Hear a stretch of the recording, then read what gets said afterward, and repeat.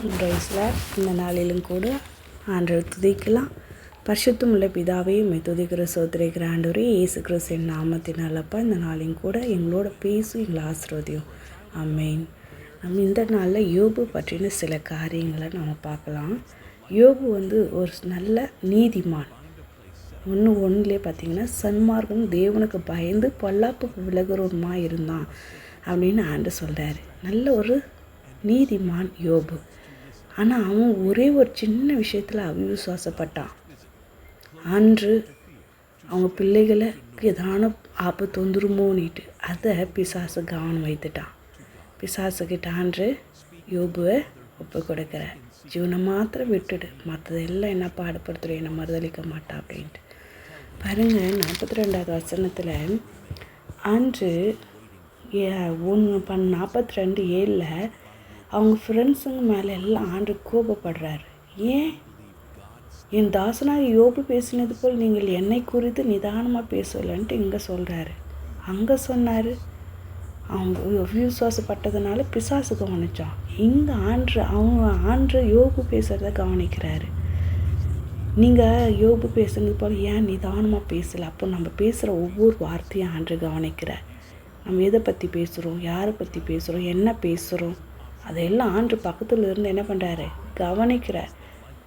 அதுலேயும் 42:8 பார்த்தீங்கன்னா, லாஸ்ட் பாயிண்டில் என் தாசனாக யோபு பேசினது போல் நீங்கள் என்னை குறித்து நிதானமாக பேசவில்லை அப்படின்ட்டு ஆண்டு அங்கேயும் மறுபடியும் சொல்கிறார்.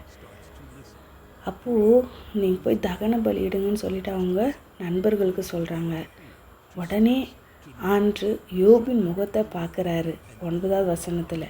அப்போ அவங்க ஒரு நல்ல நீதிமான் இருந்தால் உங்கள் குடும்பத்தில் கூட ஒருத்தர் நீதிமானாக இருந்தால் அந்த குடும்பம் பாதுகாக்கப்படும். அவர் முகத்தை பார்த்து மற்றவர்கள் வர தீங்குகளை என்ன பண்ணுவார், ஆண்டு விலக்கி காப்பார். 10வது வசனத்தில் பார்த்திங்கன்னா, யோபு தன் சிநேகிதர்களுக்காக வேண்டுதல் செய்கிறான். அவங்க சிறையிருப்பும் மாறுது, யோபுடைய சிறையிருப்பும் மாறுது. இரட்டிப்பான நன்மை தராரு. இதில் ஒரு விஷயம் பார்த்திங்கன்னா, 11வது வசனத்தில் கர்த்தர் அவன் மேல் வரப்பண்ணின சகல தீங்கி நிமித்தம் அவனுக்காக அங்கலாய்த்தார், அவனுக்கு ஆறுதலும் சொல்லினார்.